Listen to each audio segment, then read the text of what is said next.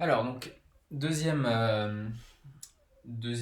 type d'opération qu'on va faire sur les séries entières, en plus de l'addition, on va faire le produit de Cauchy, ce qui en fait munit l'ensemble des séries entières d'une structure d'algèbre. Ça, c'est pour faire un peu pédant. En tout cas, le théorème important, c'est celui que j'ai préparé, que j'ai écrit ici. Donc, commençons par regarder la définition ici de Cn. Donc, j'ai deux suites AN et Bn, comme tout à l'heure, et dont les séries entières associées ont certains rayons de convergence notés Ra et Rb. Donc, je définis une nouvelle suite par cette formule. Donc, c'est le produit de Cauchy des suites AN et Bn. Hein. C'est comme ça qu'on avait défini le produit de Cauchy dans le cours sur les rappels sur les séries. Et la question, c'est que peut-on dire du rayon de convergence que je note RC de la série des Cn z puissance n. Et ce théorème, il précise ce rayon de convergence en donnant une inégalité. Donc le rayon de convergence de la série entière somme des z z puissance n, il vaut au moins le min de Ra et Rb. Et puis, on peut même donner une relation entre les séries entières, savoir que si z est en dessous de min de Ra et Rb, strictement en module, alors eh bien, la somme des Cn z puissance n, elle s'obtient comme le produit de la somme des n z puissance n fois la somme des bn z puissance n. Ça, c'est un scalaire. Hein. Z est fixé. Je calcule cette série qui est bien définie. Euh, et je la multiplie par un autre scalaire. Et voilà, cette multiplication donne précisément la somme de la série entière, somme des Cn z puissance n. Ok, donc on va prouver ce résultat-là. Vous allez voir que quand on a le théorème en fait sur les produits de Cauchy, la preuve est relativement simple. Donc allons-y. Et nous, vous voyez que ce qu'on veut faire, c'est des produits de séries où les séries qui interviennent, c'est AN z puissance n et BN z puissance n. Donc, vu qu'on va vouloir utiliser les résultats sur les produits de Cauchy, on va donner un nom à ces deux séries-là. Et puis on va espérer que quand on fait on définit le produit de Cauchy de ça et de ça, bah, on tombe exactement sur Cn z puissance n. Ok, donc allons-y. Donc, je pose pour n appartenant à n, soit, on va poser plusieurs choses. Donc on va poser un, c'est an z puissance n, vn, c'est bn z puissance n, et puis enfin wn, c'est cn z puissance n. Donc,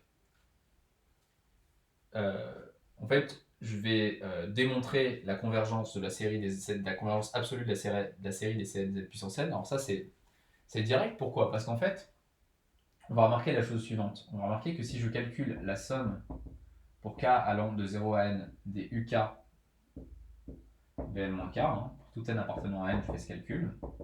Donc je suis en train de former le produit de Cauchy de la suite un avec la suite vn. Ben ça fait quoi? Par définition, ça fait la somme pour k allant de 0 à n des ak z puissance k vn-k z puissance n-k. Donc ce z puissance k, il vient gentiment se multiplier à ce z puissance n-k pour faire z puissance n. Et donc cette quantité ne dépendant pas de k, je peux la sortir de la somme. Donc ça fait juste z puissance n fois la somme pour k allant de 0 à n des ak bn-k. Et ça, par définition, c'est rien d'autre que cn. Donc vous voyez qu'on obtient cn z puissance n qui vaut aussi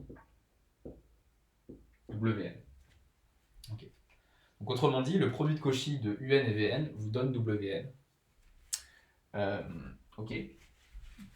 Donc ça va nous permettre de continuer la preuve.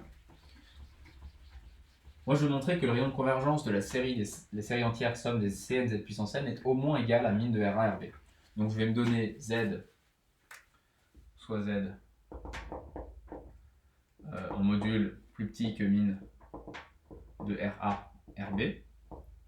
Hein, ça, comme tout à l'heure, je vous rappelle que c'est équivalent au fait que z est en module plus petit que Ra et plus petit que Rb. Et donc ça, j'en déduis quoi? J'en déduis que la série des AN z puissance n converge absolument, hein, par définition, si vous voulez, du rayon de convergence, ou par proposition sur la rayon de convergence qui caractérise Ra comme étant l'unique réel, tel que si on est strictement en dessous en module, eh bien la série converge absolument. De même, la série des Bn z puissance n converge absolument.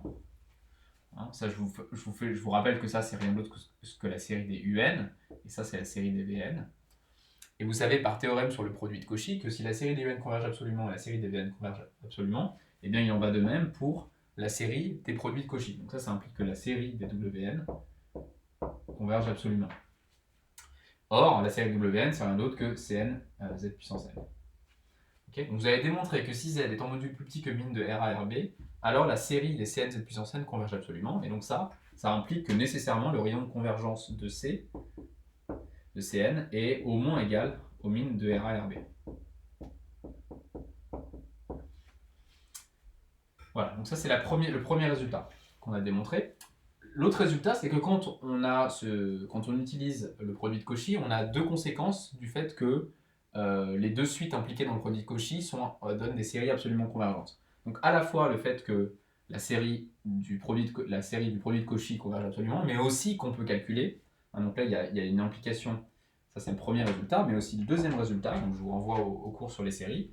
Je sais aussi que la somme de n égale 0 à plus infini des Wn s'obtient comme la somme pour n allant de 0 à plus l'infini, dun, fois la somme pour n allant de 0 à plus l'infini, dvn. Et ça, si on regarde dans le blanc des yeux ce que c'est que cette égalité-là, bah, c'est exactement ce qu'on voulait obtenir, hein, puisque ça c'est cnz puissance n, ça c'est anz puissance n, et ça c'est bnz puissance n. Donc on a bien montré exactement les deux résultats du théorème. Voilà, donc je vais finir par un exemple que je ne vais pas trop détailler parce que c'est un exemple qu'on a vu à de multiples reprises. C'est celui de l'exponentielle. Hein. Vous savez que si vous prenez, si je prends an, exemple, si vous prenez an égale 1 sur n factoriel, alors on a déjà vu que le rayon de convergence associé c'est plus l'infini et que si on définit la somme, si on regarde la somme de cette série entière, la somme des nz puissance n, c'est ce qu'on appelle, c'est la définition qu'on donne de l'exponentielle, donc l'exponentielle complexe. Eh bien, si vous pouvez vérifier que pour tout z1, z2 non complexe, vous avez que la somme de z1 plus z2 puissance n sur n factoriel, pour n allant de 0 à plus l'infini, c'est la somme pour n allant de 0 à plus l'infini de z1 puissance n sur n factoriel, fois la même chose avec z2.